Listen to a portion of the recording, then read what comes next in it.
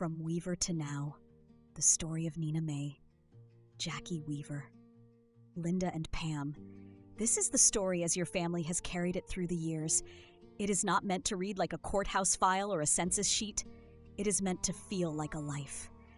It is the story of your mother as she moved through a hard century, carrying wounds, making homes, burying husbands, raising daughters, and somehow continuing on. It is the journey from Weaver to the lives that came after. Your mother began life as Nina May Jackie Weaver, born on February 3, 1917 in Pittsburg County, Oklahoma. She came into the world at a time when America was still half rural, still close to horses and trains and kerosene lamps, and just beginning to feel the tremors of the modern age. The Great War was raging in Europe. Most families did not live in comfort.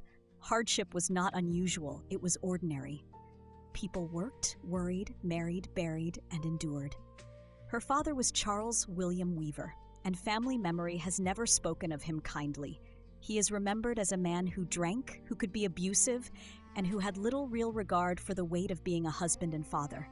Some men are restless by nature, some are selfish, some break what they should protect. By all accounts, Charles was that kind of man. He was there at the beginning, but not where he needed to be when the true duties of family life set in. He left behind not just a wife, but children who would spend the rest of their early years paying for his failures. Nina was not alone in that first family. There was her sister Donna, and the two girls were bound together by the kind of bond only hardship can forge. When their father abandoned the family, the world did not suddenly become merciful. It became harsher. Their mother, left to manage poverty and children in a time when there was little help and even less sympathy, eventually did what the family has always remembered as putting the girls on an orphan train or into something very much like one. However, the exact system worked. The sisters later told the same essential story. They were taken by train, moved from place to place, and displayed before adults who inspected them the way people inspect animals they mean to buy. They were judged for usefulness, not cherished for who they were. What followed was not rescue. It was more suffering. The sisters remembered abuse, hunger, fear, labor, and the kind of exploitation that leaves damage deep in a person's bones. The homes that should have protected them instead used them. Men who should have been safe were not safe. The girls endured things no child should have to endure. And yet, somehow, the two sisters survived long enough to do the bravest thing children in that kind of situation can do. They ran. They made their own way as best they could until marriage. That part of your mother's life matters because it explains so much of the woman she became. A girl who learns that safety is uncertain learns to read a room quickly. A girl who has been used learns the value of work, money, distance, caution, and self-reliance. A girl who survives by keeping one foot ready to move often grows into a woman who can endure almost anything, but who never entirely forgets how quickly life can turn. Nina's strength was not soft, easy strength. It was earned the hard way. By the 1930s, she was in Oklahoma City, young and making her way through the years of the Great Depression. Those were dust and grit years in Oklahoma. The land itself seemed exhausted. Families patched clothes, stretched meals, took whatever work they could get, and learned to live with uncertainty as if it were a permanent member of the household. The air in those years could feel full of dirt and worry at the same time. Yet Nina kept moving forward. She had already learned the lesson that defined much of her life. Do the next thing, then the one after that, and keep standing. In 1941, when she was 24 years old, she married Adam John Jr. Schaefer. It should have been the beginning of a simpler chapter, but history had other plans. That same year, America moved fully into World War II, and the country changed almost overnight. Factories expanded, men were drafted, women stepped into work that had once been considered men's work. Entire cities remade themselves around the demands of war. That is how your mother's life became tied to San Diego. Wartime San Diego was not just sunshine and ocean, it was a city transformed into a military engine. The harbor was crowded with gray ships. The Navy was everywhere. Uniforms filled the streets. Aircraft roared overhead. Factory whistles sounded before dawn. Streetcars rattled along with workers packed inside. Windows were shaded for blackout precautions. Families lived by ration books: sugar, gasoline, rubber, meat, coffee, all measured and watched. Women tied scarves over their hair, put on slacks, laced up practical shoes, and reported to work in plants that smelled of hot metal, machine oil, aluminum dust, and sweat. Nina became one of those women. While Adam was deployed overseas, your mother worked in an aircraft factory, doing her part to support the war effort. It is easy to say that in one sentence, but living it was something else entirely. It meant getting up early and going into a world of noise, heat, metal, and repetition. It meant standing for long hours. It meant working around riveting assembly lines, blueprints, welding sparks, and the relentless drive to build faster because men somewhere far away were depending on those planes. It meant aching feet, tired hands, factory grime under the nails, and still going home with children to feed and a life to manage. San Diego in those years must have felt charged all the time. The Pacific air still rolled in from the ocean. Ocean Beach still had its salt smell and open sky, but the city was no sleepy seaside place. It was alive with urgency. Women like Nina carried lunch pails to the plant. They stood shoulder to shoulder with other women who had also been pulled into history. Some were young wives, some were mothers, some were girls hardly out of school. They learned to read measurements, handle tools, keep pace, and live with the daily fear of telegrams and casualty lists. The war was far away and right there at the same time. In the middle of those years, life kept coming. In 1942, Nina gave birth to Phyllis May Schaefer in San Diego. In 1943, Linda Pauline Schaefer was born in California. So picture your mother then. Still young, still carrying the hard past of Oklahoma, now in wartime California, with a husband overseas, 2 little daughters, and factory work waiting each day. She was not standing on the sidelines of history. She was in the middle of it, building planes, raising children, waiting for letters, hoping, fearing, and carrying on. Then came the knock that so many wartime wives dreaded.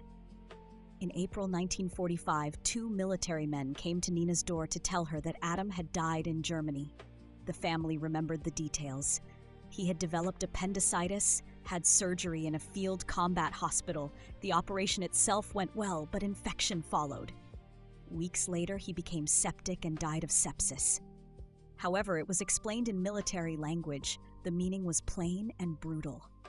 Nina was 28 years old with 2 small girls and a husband who would never come home. There is something especially cruel about the timing. In the spring of 1945, much of the world was moving toward victory celebrations and relief. The war in Europe was ending. People were beginning to talk about peace, but history has never cared that public joy and private grief can arrive in the same week. While the world was thinking of victory, your mother was receiving the news that the man she had married in hope was dead in a foreign land. She had already known abandonment as a child. Now she knew widowhood as a young mother. And yet she did what she always seemed to do. She kept going. It was after Adam's death, not before, that Louis Rufus Simmons came into her life. That correction matters because it tells the story rightly. Louis did not step into the picture while Adam was still living. He came afterward when Nina was carrying the sorrow of war, 2 daughters, and the burden of beginning again. Family memory describes him as a strong Christian man, steady in character and serious in his values. What he saw in Nina was not just a widow in need of rescue. He saw a woman who had endured more than most, and he loved her.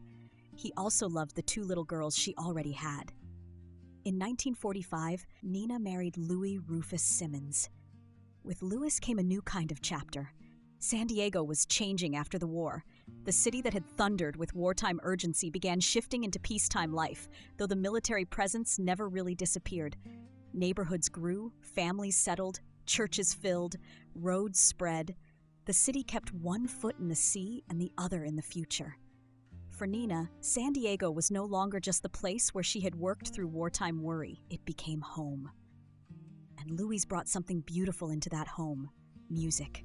Some people bring order into a house, some bring laughter. Louis brought music. It became part of the family air, something natural, something daily, something that softened life and gave it shape. Songs and rhythm entered the home with him. Music became not just entertainment, but feeling, comfort, identity. And nowhere was that more tenderly seen than with Pamela Nina Simmons, born on November 28, 1948, in San Diego. Pam was the heart of her father. That is how the family remembers it, and it says a great deal in very few words. She was the child who held a special place in Louis' affections, the little girl who would be at his knee, soaking up melody and rhythm, learning by nearness and love. He gave music to the family, and Pam took it into herself. One can picture those moments easily.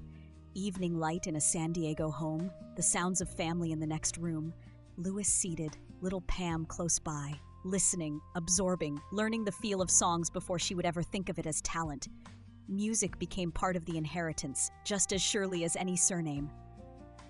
By then, Nina's life had taken on the shape of a family truly being built.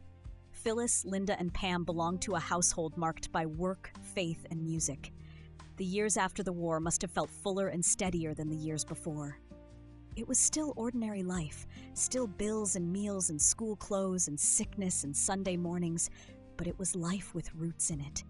For a woman who had once been cast out into the world as a child, that mattered. A real home was no small thing. The 1950s in San Diego would have been their own kind of chapter. The hum of a growing California city, a Navy town and family town at once, sunshine and salt air, busy streets, church life, school routines, and the confidence of a country that believed it was heading into a brighter future. For Nina, those years were not abstract history. They were lived around the table, in conversations, in daughters growing up, in music in the home, in the daily work of keeping a family together. Then sorrow returned again. On Christmas Day 1960, Louis Rufus Simmons died in San Diego at the age of 49. There are losses that seem especially cruel because of the date itself, and Christmas Day is one of them. While the world spoke of peace on earth and goodwill, Nina was once again facing widowhood. The house that had known music now had to hold grief. The daughters who had known his presence now had to live without it. And Pam, the heart of her father, lost the man who had poured music and affection into her early life. It is impossible not to feel the weight of that pattern in Nina's life. First Adam, taken by war and infection, then Louis, taken in midlife. Again and again, just when she had built something, loss came to test her. But this story also contains loyalty. Glenn W. Cox had been a close friend of Louis. Family memory says that both men were strong Christian men and that Glenn made a promise to Louis that he would care for and protect Nina and the family. It is the kind of promise that belongs to an older understanding of duty, something solemn, something not made lightly. Glenn did not merely drift into the family story. He entered it through friendship, faith, and commitment. In 1965, Nina married Glenn W. Cox in San Diego. By then, she was 48 years old, no longer the young widow of wartime, but a seasoned woman who had seen too much to be naive and too much to be easily broken. With Glenn, she found the longest marriage of her life. They were together for 37 years. That mattered. After the sharp beginnings, the wartime years, and the early widowhoods, this later chapter seems to have offered a longer stretch of steadiness. Those were the years in which the country changed almost beyond recognition. Nina lived through the Cold War, the moon landing, the civil rights era, Vietnam, the growth of Southern California, the coming of freeways and subdivisions, and jet travel and television in every home. San Diego changed around her too. The wartime city of shipyards and blackout shades became a sprawling modern city of neighborhoods, interstates, shopping centers, naval bases, schools, churches, and family lives stretching from the coast inland to places like La Mesa. And through all those changes, Nina remained what life had made her. Resilient, practical, strong, shaped by sorrow, but never reduced to it. By the time Glenn's long life with her came to an end in 2002, he had been her companion through decades most people would call the settled years. He died in La Mesa, California, and just 2 years later, on October 13th, 2004, Nina Mae Jackie Weaver died there too, at the age of 87. She was buried in San Diego, the city that had become the center of her adult life, the city where she worked for the war effort, where she raised daughters, where she loved and lost, where she remarried, where music lived in the home, and where the later shape of her life was made. And that is the journey as the family has carried it.